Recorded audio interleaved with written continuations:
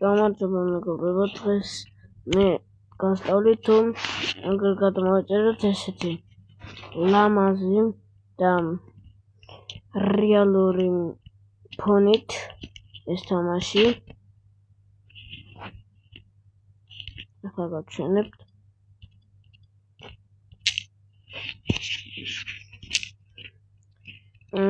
შევდივართ Google-ში.